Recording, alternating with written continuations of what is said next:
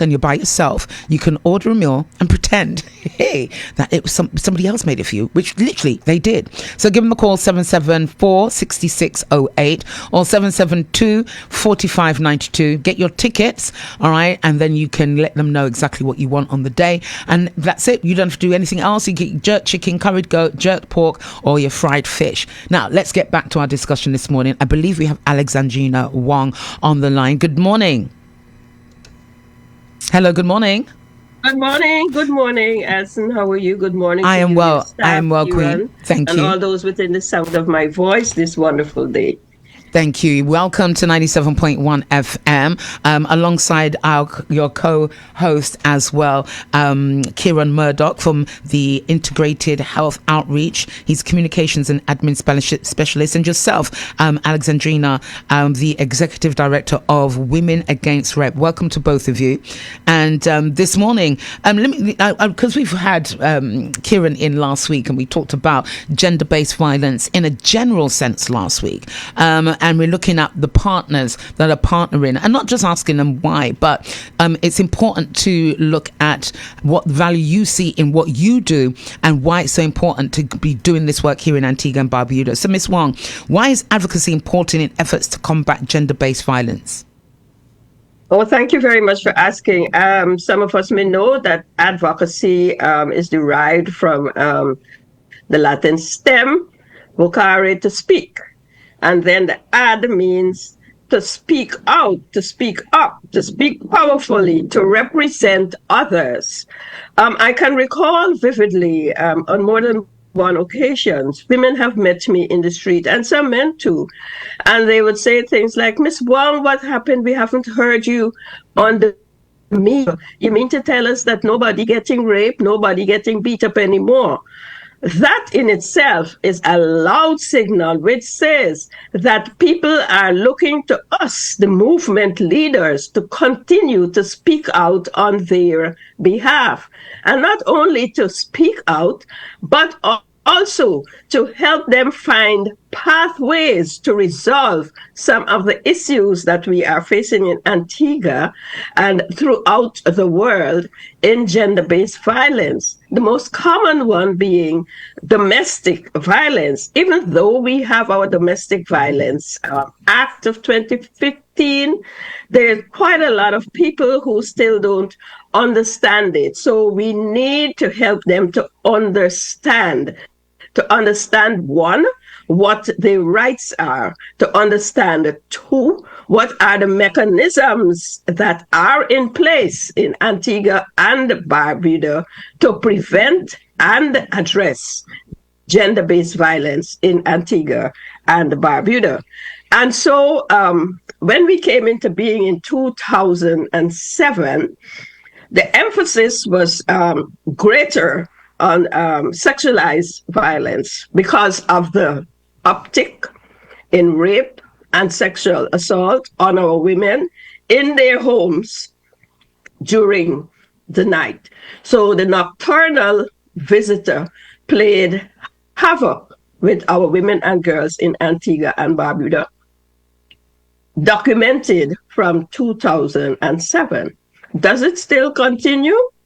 Gender-based violence is a perennial problem throughout the world, as I would say, and it all feeds right back into hegemonic practice in inequalities, the power sharing between men and women and boys and girls. So it is up to us, the movement leaders, to let people understand what are some of the nuances that can prevent and address gender-based violence in Antigua and Barbuda. And so Women Against Rape has continued over the years to offer training, local training, also to be involved in regional and international discussions as to how we could address this scourge of violence against women. Now we're at a point where the men are seeking to be directly involved. And for me, that is a plus. It's a great plus because men must be a part of the equation. And so I'm happy that International Health Outreach has seen it fit to name their event as Men and Women. So now our work as movement leaders is based now or looks at alliances, strengthening our alliances, working together to achieve our goals. And Women Against Rape will be very, very happy to participate in the events that are upcoming, as Mr. Murdoch would have indicated.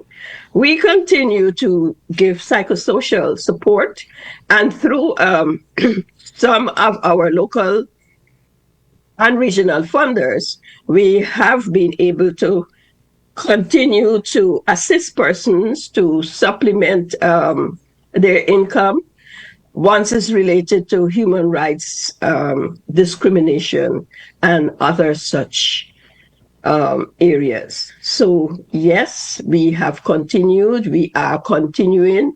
Some persons may say, oh, why do you speak about it only at this time? No, at this time, we heighten what we are saying, what we are doing, but we continue our work throughout the year. Women Against Rape is very pleased to partner with International Health Outreach as they continue to plan for the March. Thank you for when that. It comes around. Thank you so much. Now, you mentioned just now some of the challenges that you face as an advocate, but looking at the public and women and those victim to gender-based violence to understand their rights and also the mechanisms.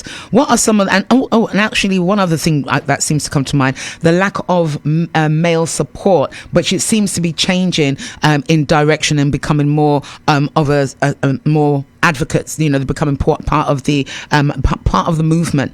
What are the other challenges that you face as an advocate? I mentioned that our Domestic Violence Act of 2015, our challenge there is the implementation of certain portions of that act. We're still having some challenges. We have held trainings and discussions with first responders and allied professionals about that first contact with the victim or the survivor, if they have reached to that stage. The importance of that contact, the trauma-informed approach to that individual is very, very important. And so that is a challenge we are still trying to manage in a better way, in a different way, trying to utilize whatever tools are available. We recently held a 2-day training workshop where there were about 28 persons attending from various ministries and organizations, where we discussed and looked at what are some of the ways and pathways that we could use to assist that victim starting from the very get-go. Our mechanisms are in place. I must say that emphatically. We have mechanisms in place, but the mechanisms are not being implemented the way that they ought to be, especially on behalf of the state. Okay. There are a number of organizations in communities who have shown interest, and they too are in the process of learning and understanding the importance of that approach to the victim from the very first contact, because that very first contact, to a large extent, will determine how well the matter proceeds, if the victim wants to go to court or not, or what is the psychological impact on the victim and their families. So to answer your question, in addition to what I've already said, utilizing the pathways that are already there can be very, very helpful. The Directorate of Gender Affairs has mechanisms in place which we recognize as the national mechanism, and we have been utilizing them. Understanding that there are different pathways because there are so many other smaller organizations who are showing an interest in wanting to prevent gender-based violence and also to help persons during that traumatic period. So it's to get the understanding of what mechanisms we have in place and use them correctly for the benefit of our women and the families in Antigua and Barbuda. Thank you. Coming to you, Kieron, what in looking at the real picture when it comes to gender-based violence in Antigua and Barbuda, what is that real picture? What is that image? I'll start with you, Kieron, and then come to you, Alexandrina, Ms. Wong.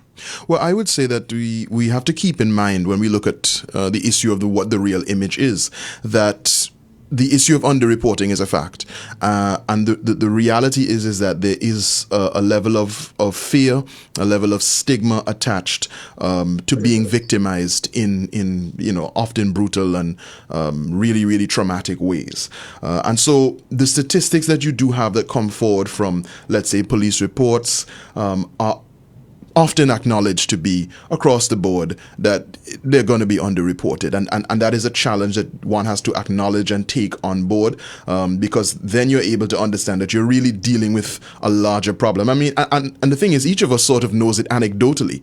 I mean, I think as adults, and sometimes, sadly enough, even as young people, having conversations with your peers, people you meet, you gain an understanding that there are many people who have experienced, whether it be sexual violence, intimate partner violence, some kind of physical violence in the home, emotional abuse.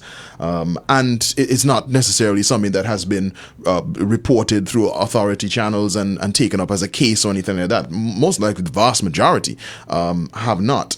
And that tells us something about the issue we're dealing with. We have some statistics regionally that point to the fact that just under 50% of women in the Caribbean, specifically, if you're looking at the English-speaking Caribbean as a broad whole, have experienced some form of violence in this context, which is a staggering number, an absolutely staggering number.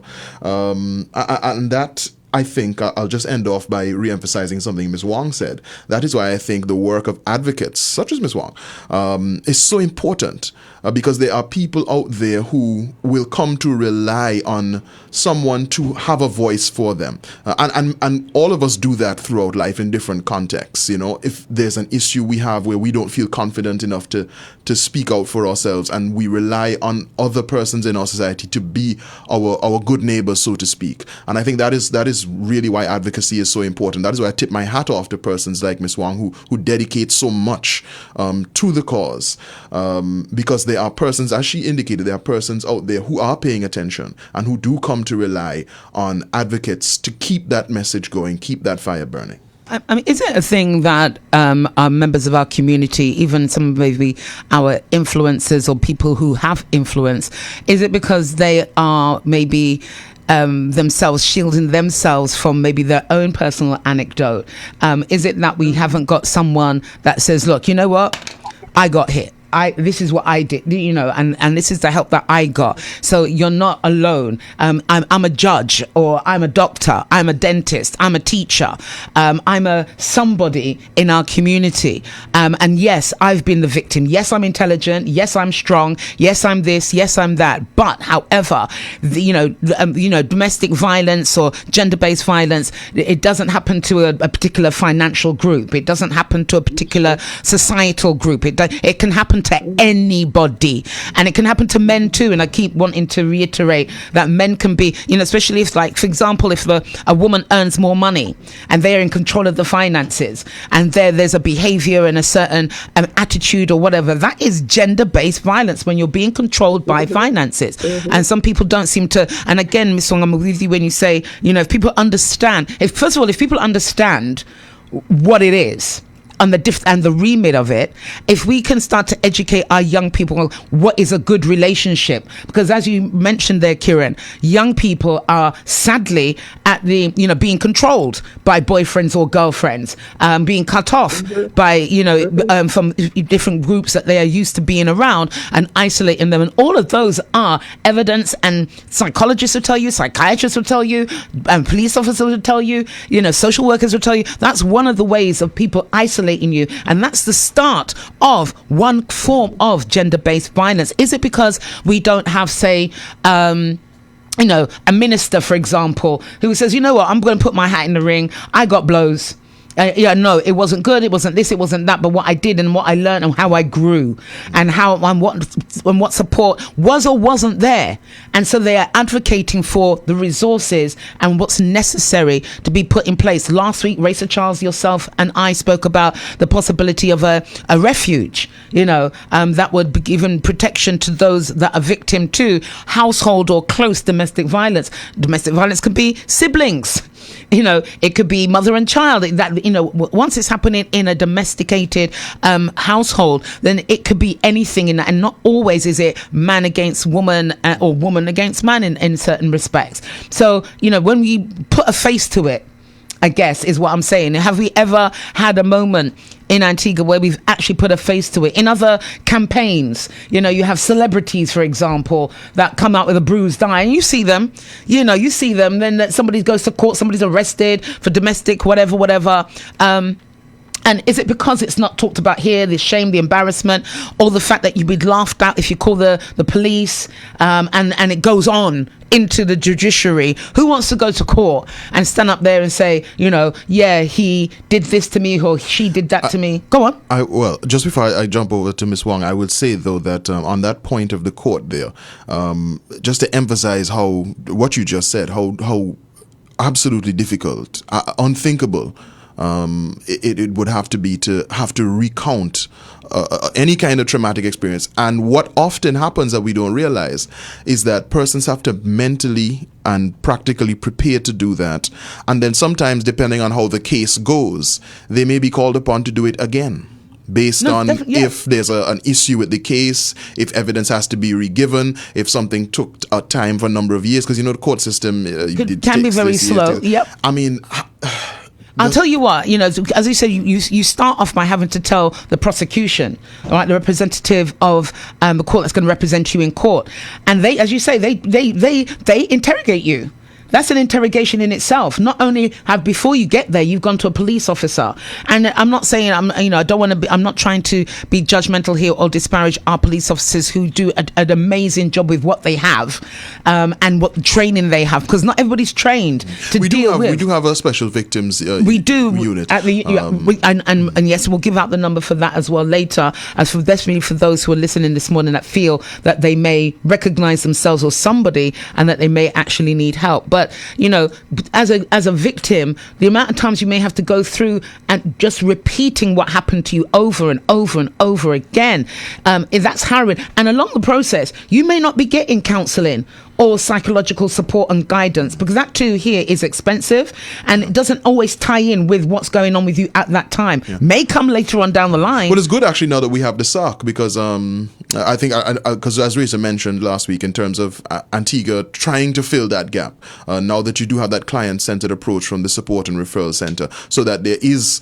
what is designed to be a one-stop shop, where as harrowing and as challenging as it is, there is a compassionate approach that is taken to link you with legal representation, to link you with if you're taking the matter towards the police, medical and psychosocial support. And as Reza said, if it's a job that you need that will help you get out of the situation, it could be intimate partner violence, physical, it could be sexual, it could be anything. It literally could be anything. And again, as you've said, Ms. Wong, as long as people start to recognize and understand what is gender-based violence in the first hand, then start looking at understanding their rights and looking at the acts that support them in cases and situations like this. And also more advocates, bringing more people online, maybe even having that, influenced campaign to show, look, you're not the only one. You definitely are not the only one. Not the first, and you won't be the last. But sadly, we want to slow it down. We want to reduce the numbers, and we want to show that there is a supportive network that is available here in Antigua and Barbuda for victims of gender-based violence. In closing, I'm looking at. I'm pressed. I know that I'm pressed for time, and so I want to keep this short. But I know hopefully we'll have somebody next week. Yes, definitely. Next week. Definitely. Looking at the Men and Women United 2025 anti-gender-based violence walk, which is happening next month, and keeping everyone aware of what's going on here in Antigua and Barbuda. Now, there may be some people that don't think that participating in a public demonstration makes a difference. What do you think? What do you guys think? Could I? Well, I'll since I took the last one. If I, Ms. Wong, would you want to hit that one? Those persons who will say that taking part in something, public advocacy, taking part in a march, something like that, is not really having an impact. We say it raises awareness, but Ms. Wong, what do you think? I think it makes an impact. That was one of the first events that we had when we started out. We had a march through St. John's. The picture is somewhere there on our Facebook page. It makes an impact. Not many people listen to the radio, not many people read the newspapers, but when they see you in the streets, they get the understanding, hey, something is happening here, let us pay close attention. Some may say, then let us join. So along the way, people just fall in the march, and we would have a discussion or a speech, a brief speech at the end of that march. So a march plays an important part. It says to people, we are here for you. We care about you. Come and join us and strengthen what we are doing. We need champions for change. I could remember a few years back, one of our ministers in another administration, he was a champion for change in the field of HIV and AIDS. And I would really want some more persons come out and saying, well, yes, we are champions for change. But this thing that is called ego, it plays with people's mind. It looks continually of this power and powerlessness. And there is still the great belief that regardless of what, where, when, why, or who, men are the ones in charge. So there are a number of myths that we have to get rid of as we move forward. Let us come out and march.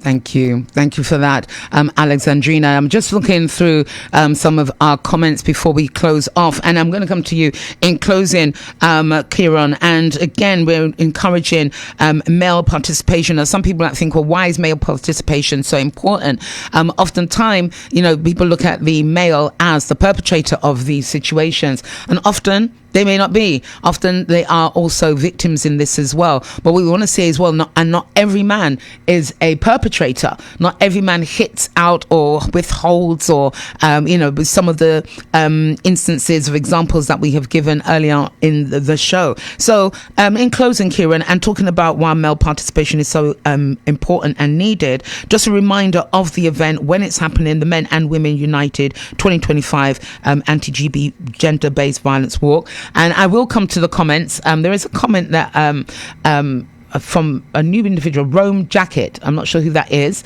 You cannot understand anything homosexual. I don't believe so. I'm not going to read the rest because we have not talked about anything that is homosexual here this morning. We've talked about gender-based violence that affects men and women, children, young girls and young men here in our communities and the communities across the globe. And that is what we're discussing this morning. So I'm going to leave your comment right there, sir, and go to you, Mr. Murdoch.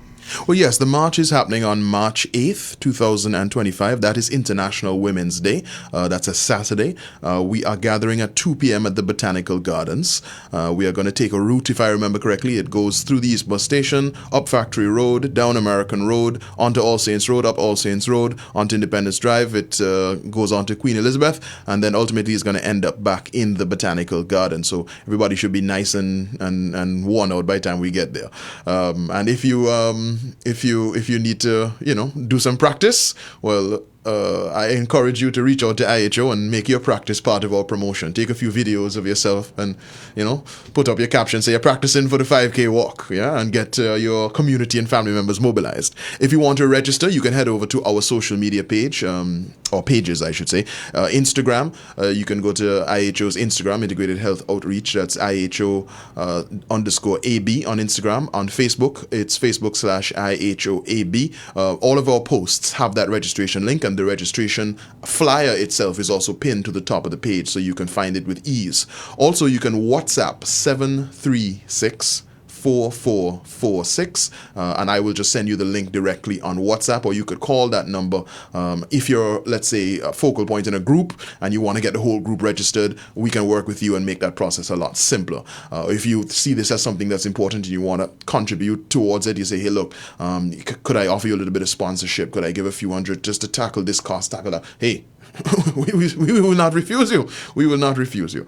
In terms of the importance of male participation, I think it bears emphasizing, as you said, that it's important for men to understand that when we have conversations where we speak about the subject matter of gender-based violence and violence against women and girls, it should not be received as some sort of condemnation against all men.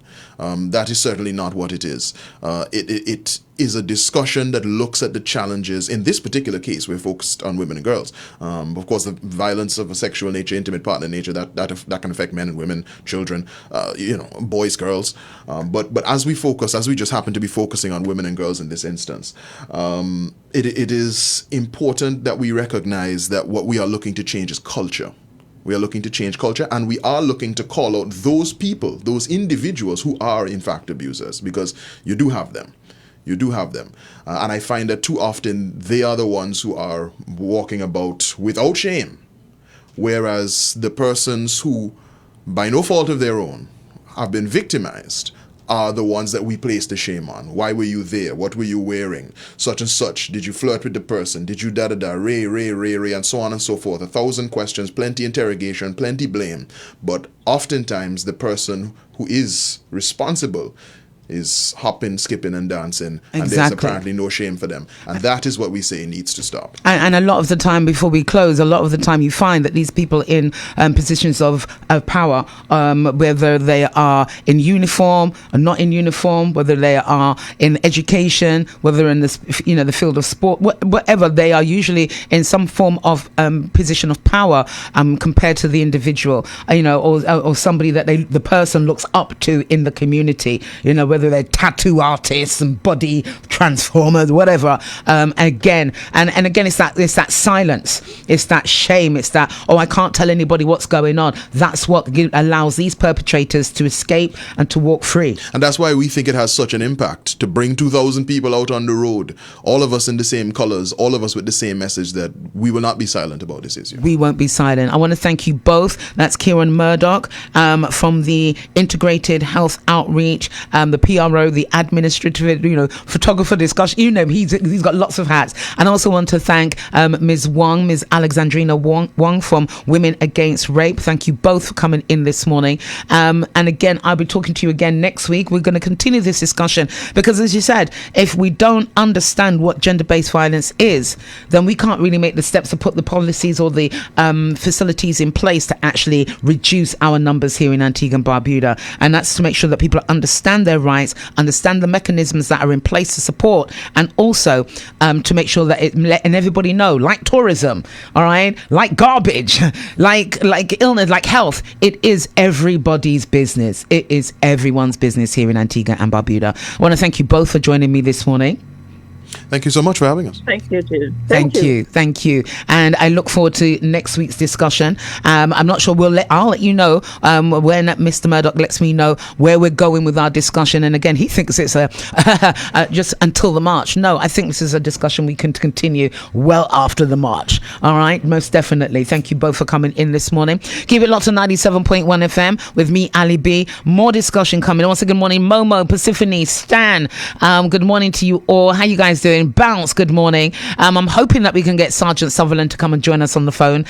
Things are running late this morning. It's just the way it is because this is live. That's right. Bradley, good morning to you. Says good morning to Antigua and Barbuda. Oh, he says nothing or no one can replace or fill in for my Ali B. Oh, thank you, Brad. Marva, good morning to you, darling. How you guys doing this morning? It is Black History Month. I'm going to be showing you guys a video a little later on. Rome, I hope you understand what our discussion was about. And keep it locked to 97.1 FM. You may be surprised. We're going to be looking at a poet from the 18th century, I believe. Yes, keep it locked on 97.1 FM. Don't go nowhere. Do not touch that dial. When you're in Antigua, you're listening to Ali B on ZDK 97.1 FM every single morning.